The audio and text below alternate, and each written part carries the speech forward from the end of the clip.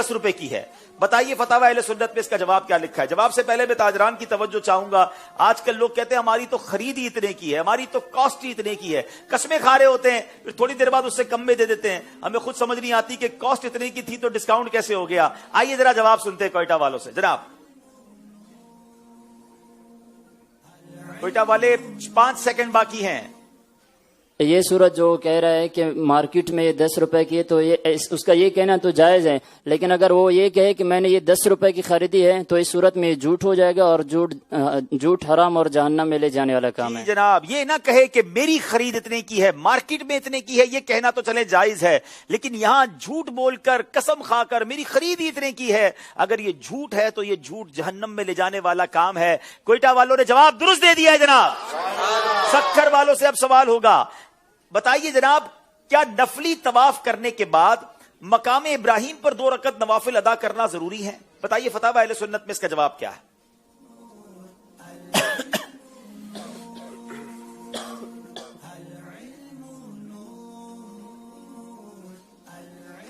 جی ہاں، نفلی طواف کے بعد بھی 2 رکعت نماز طواف جو ہے یہ پڑھنا واجب ہے. سوال یہ ہے کہ مقام ابراہیم پر پڑھنا واجب ہے؟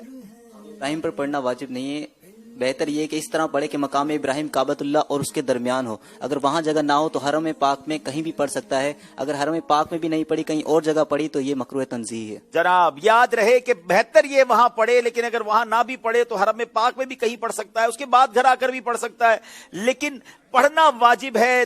نفلی طواف کے بعد بھی 2 رکعت طواف ادا کرنا واجب ہے. جواب درست دے دیا ہے. بعض اوقات ایسا بھی ہوتا ہے ہم طواف کرتے ہیں اور اس کے بعد وقت مکروہ ہوتا ہے، نوافل نہیں پڑھ سکتے، تو بعد میں پڑھنے ضرور ہوں گے. لوگ کہتے مکروہ وقت تھا اس لیے نہیں پڑھی، مگر یہ واجب آپ پر باقی ہے، آپ نے بعد میں بھی اسے پڑھنا ہے. اب پشاور والوں کی باری ہے. عورت کے لیے مسواک کرنا سنت ہے یا نہیں؟ اگر عورت کوئی دنداسا یا کوئی اور چیز استعمال کرے تو اسے مسواک کا ثواب ملے گا یا نہیں؟ بتائیے فتاوی اہل سنت میں اس کا کیا جواب لکھا ہے؟ عورت کے لیے مسواک کرنا حضرت سیدنا عائشہ صدیقہ رضی اللہ تعالی عنہ مبارک کی سنت ہے. مستحب عورت کے لیے ہے کہ وہ مسواک کے بجائے اور نرم چیزوں سے اپنے دانت کو صاف کریں. اگر عورت مسواک کے علاوہ اور دوسری نرم چیزوں سے مطلب دانت صاف کرتے ہوئے مسواک کی نیت کر لے، ثواب کی نیت کر لے، تو اسے مسواک کا ثواب ملے گا. جی جناب، اگر عورت مسواک کے علاوہ دوسری چیزوں سے دانت صاف کرتے وقت حصول ثواب کی نیت کر لے تو اسے مسواک کا بھی ثواب ملے گا.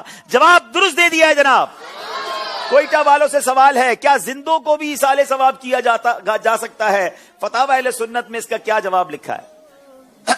یہاں بھی مجھے اپنا ایک واقعہ یاد آ گیا. ایک صاحب ساتھ تھے تو میں نے کہا کہ اللہ پاک یہ جو ہم کر رہے ہیں اس کا ثواب آپ کے والدین کو پہنچائے. تو وہ ناراض ہو گئے، کہتے میرے والدین تو زندہ ہیں، آپ ان کے ایصال ثواب کیوں کر رہے ہیں؟ تو میں نے ان کو سمجھایا کہ حضرت جواب ان کا سن لیتے ہیں ورنہ جواب میں دے دوں گا. پھر بتائیے زندوں کو ایصال ثواب کر سکتے ہیں کہ نہیں؟ جی ہاں، جس طرح نیک اعمال کا ثواب مردوں کو کر سکتے ہیں اس طرح زندوں کو بھی کر سکتے ہیں، کہ پیارے آقا صلی اللہ تعالی وسلم اور صحابہ کرام کی قول سے ثابت ہے. جی نبی پاک علیہ الصلوۃ والسلام اور صحابہ کے عمل اور کئی علماء کرام کے اقوال سے ثابت ہے کہ زندوں کو بھی ایصال ثواب کر سکتے ہیں. جواب درست دے دیا ہے. سکھر والوں سے جناب سوال کریں گے، کیا چوری کا مال خریدنا جائز ہے؟ بتائیے فتاوی اہل سنت میں اس کا کیا جواب لکھا ہے؟ بڑا امپورٹنٹ سوال ہے. لوگ کہتے ہیں ہم نے تو چوری نہیں کی، ہمیں تو سستا مل رہا ہے، ہم لے لیں گے. جناب اس کی 3 صورتیں ہیں. اگر یہ معلوم ہے کہ یہ مال چوری کا ہے تو اس صورت میں خریدنا حرام ہے، اور اگر یہ معلوم نہیں بلکہ گمان ہے کہ یہ مال چوری کا ہے تو اس صورت میں بھی حرام ہے.